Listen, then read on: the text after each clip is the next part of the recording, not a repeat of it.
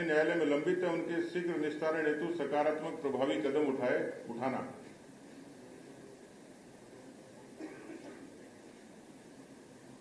बहुत सारे लगभग ये 10 बिंदु हैं जिसमें बेरोजगारों से, संविदा कर्मियों से, बेरोजगारी भत्ते से, उससे ताल्लुक रखने वाली चीजें इस जन घोषणा पत्र में।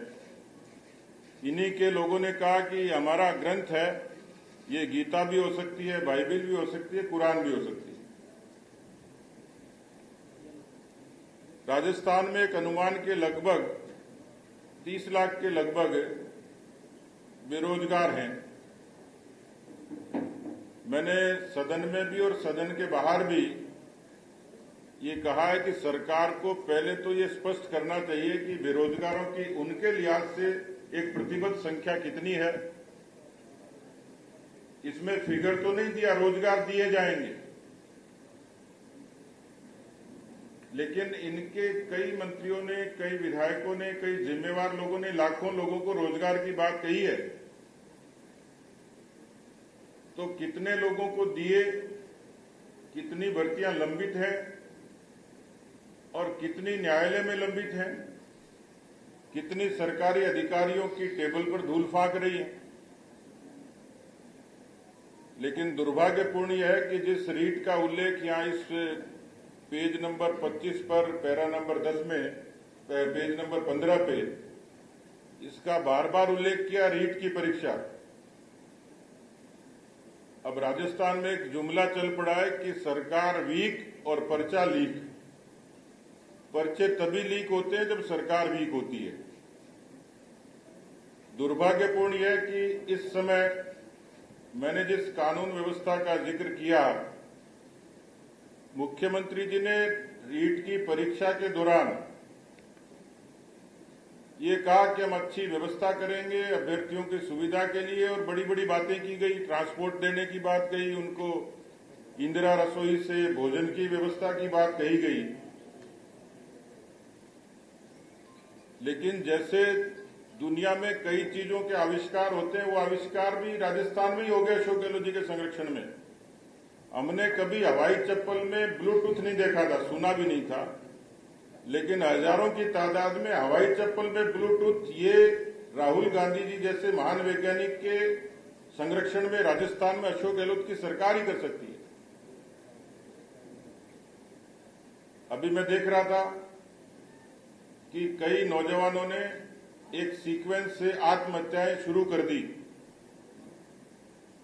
रीट की परीक्षा में जिस तरीके से धांधली हुई, ये दावा कर रहे थे कि ये ऐसी परीक्षा है जो गिनीज बुक में दर्ज करने लायक है।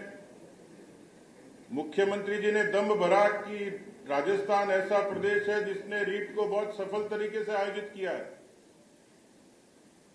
क्या राजस्थान सरकार की रीट की परीक्षा की सफलता यही है कि वो पर्चा 8:30 बजे लीक हो जाए? और केवल लीक नहीं हो, लीक होने वाला व्यक्ति बत्तीलाल मीणा, आप सब लोगों के अब तो संज्ञान में आ ही गया होगा।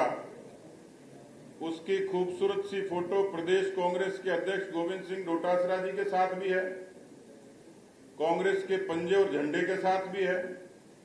पृष्ठभूमि में प्रियंका गांधी और राहुल गांधी भी दिख रहे हैं। वो व्यक्ति प्रदेश कांग्रेस पार्टी का रजिस्टर्ड कार्यकर्ता है। सरकार ने कहा कि पर्चा लीक हुआ नहीं। अब नहीं हुआ तो इतने अधिकारियों को एक साथ सीक्वेंस में सस्पेंड करने का कारण क्या था? मुझे लगता है कि राजस्थान के लाखों बेरोजगारों के साथ इससे बड़ा अन्याय, अत्याचार, दुर्भाग्य, पाप हो नहीं सकता। सब इंस्पेक्टर की लीक होती है परीक्षा के पर्चे, आरएएस के होते हैं, रीट के होते हैं, जेईएन के होते हैं। कोई परीक्षा बची नहीं जिस पर संशय नहीं हो। और इस रीट की परीक्षा में जिस तरीके का तांडव हुआ, सरकार ने जो दावे किए उन दावों की पोल भी खुली। लेकिन अफसोस ये है कि राजस्थान के लाखों बेरोजगारों का सपना था। अब इस चीज का संतुलन भी सरकार कैसे करती, समझ से बाहर की बात है। दोनों पारियों में लगभग 25 लाख विद्यार्थी बैठे, 25 लाख नौजवान बैठे, उनको भर्ती 30,000 ही करने थे। तो ये जो बाकी के बच्चे हैं, इनको सरकार क्या करती, ये प्रश्न, इसका उत्तर अभी सरकार के पास नहीं होगा। लेकिन कम से कम ये परीक्षा निरपेक्ष तरीके से होती, अच्छे माहौल में होती, अच्छे तरीके से होती। कोई एक्शन प्लान नहीं था, यानी लोग आशंकित थे। आप ये देखिए, इंटरनेट बंद करना पड़े, ये भी कंट्राडिक्शन है कि उसी इंटरनेट को बंद करने पर इन्हीं कांग्रेस पार्टी के लोग जब आतंकवादियों की हरकतों पर लगाम लगाने के लिए जम्मू कश्मीर में इंटरनेट बंद होता है तो कांग्रेस पार्टी सवाल खड़े करती है, और यहां इंटरनेट बंद होता है उसको जायज बताते हैं। इंटरनेट बंद करने का मतलब सरकार को ये आशंका थी, और उस आशंका के बावजूद भी नकल को रोकने में ये सरकार सफल नहीं हुई। इससे पहले भी पीसीसी के अध्यक्ष गोविंद सिंह जी पर अपने रिश्तेदारों को अनैतिक तरीके से प्रभाव का इस्तेमाल करते हुए आरपीएससी की परीक्षाओं में पास करवाने का और उनको नौकरी लगवाने का इल्जाम लग चुका है। मुझे लगता है कि राजस्थान लोक सेवा आयोग का नाम कांग्रेस सेवा आयोग रख दें तो अतिशयोक्ति नहीं होगी, और इसलिए कोई भी गैरत और ईमान है, थोड़ी बहुत भी मर्यादा बची हो मुख्यमंत्री जी में, तो तुरंत उनको शिक्षा मंत्री को बर्खास्त करना चाहिए। कोई साधारण मसला नहीं, और ईमान खुद में हो तो शिक्षा मंत्री जी को खुद इस्तीफा देना चाहिए। और मैं तो मुख्यमंत्री जी को पत्र लिखूंगा कि इस पूरे रीट के परीक्षा की अनियमितताएं हुई है, उसकी जांच सीबीआई से करवाएं। मैं उनको इस बारे में पत्र लिखने वाला हूं कि यदि उनमें ईमान है, विद्यार्थियों के हितों की रक्षा का उनको कोई धर्म बनता है, तो उनको सीबीआई की जांच के लिए इसको प्रस्तुत करना चाहिए। क्योंकि राजस्थान सरकार की एजेंसियों पर हमारा इसलिए भरोसा नहीं है कि उनका पुराना इतिहास और जिस तरीके से वो मैनेजमेंट में माहिर हैं, अपने लोगों को बचाने में भी, एजेंसियों का इस्तेमाल करने में भी, इसलिए मुझे लगता है कि उनको, राजस्थान के जो लाखों विद्यार्थी अभी परेशान और हैरान हैं, उनको रिलीफ देने का काम किया जा सकता है। इस परीक्षा की पारदर्शिता खत्म हो गई, निरपेक्षता खत्म हो गई, और जगह जगह पर अभी बहुत सारे विद्यार्थी मिले हैं, उनको ये धमकियां दी जा रही कि वो किसी किस्म का आंदोलन नहीं करें, और ऐसा करेंगे तो उनका भविष्य बर्बाद कर देंगे। मैंने हमारी पार्टी के अग्रिम संगठन भारतीय जनता युवा मोर्चे के नौजवानों को कहा है कि इस रीट की भर्ती की अनियमितता को लेकर जिला केंद्रों से लेकर प्रदेश स्तर तक आंदोलन की रूपरेखा बनाएं, और वो उन बेरोजगार नौजवानों के साथ पूरी मजबूती से खड़े रहें। मैं आज इस पत्रकार वार्ता में जो मेरे बातचीत के मुख्य मुद्दे थे, हमारी सीधी सीधी मांग है, या तो शिक्षा मंत्री जी खुद इस्तीफा दें, अपने आप को प्रस्तुत करें, एक उदाहरण पेश करें, अन्यथा मुख्यमंत्री जी को अविलंब उनको बर्खास्त करना चाहिए, और सीबीआई जांच के लिए इस बात की अभिशंसा करनी चाहिए। बहुत बहुत धन्यवाद।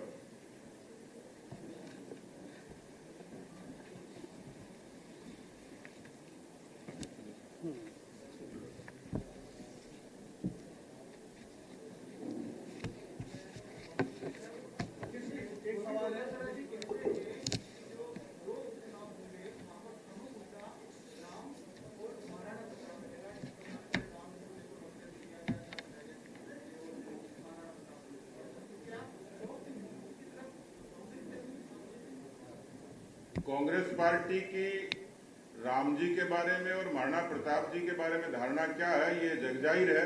उनकी नजर में अकबर महान थे, और राम जी के बारे में तो उनके स्थापित नेताओं ने राम सेतु के दौरान सुप्रीम कोर्ट में हलफनामा दिया था बात पुरानी हो गई लेकिन बात खत्म नहीं हुई है। उन्होंने खुद ने कांग्रेस पार्टी के जो जिम्मेदार पदाधिकारी थे उन्होंने कहा कि राम काल्पनिक पात्र थे, इसलिए बीजेपी को कांग्रेस पार्टी के प्रमाण पत्र की आवश्यकता नहीं है।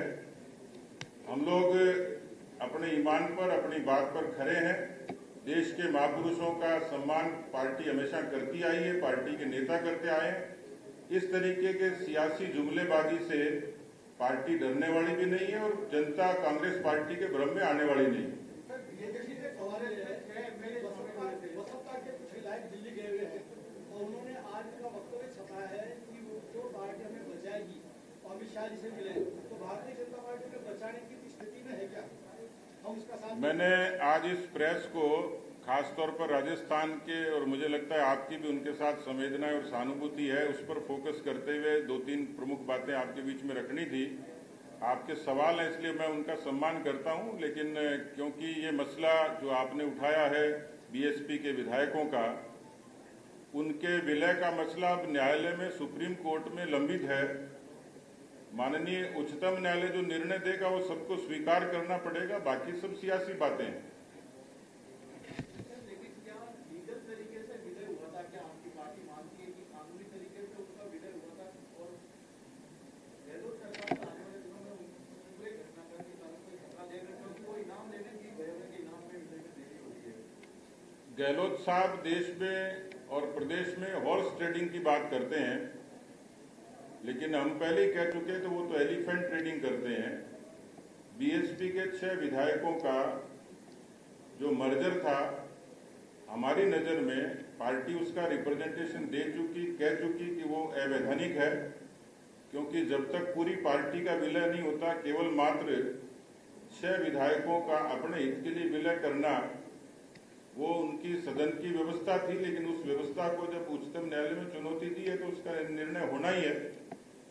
अब जो निर्णय होगा वो सबको स्वीकार करना रहेगा, लेकिन संवैधानिक तौर पर जो समझी जाती है चीजें कि वो बीएसपी के चुनाव चिन्ह पर जीत कर आए, तो बीएसपी की, मायावती जी की बीएसपी की पार्टी तो कांग्रेस में मर्ज नहीं हुई, तो केवल विधायकों का मर्जर किसी पार्टी का मर्जर नहीं माना जा सकता। ऐसा हरियाणा जनित कांग्रेस के मसले में न्यायालय के कई प्रसंग हैं और उसी आधार पर इस पिटीशन को चुनौती दी।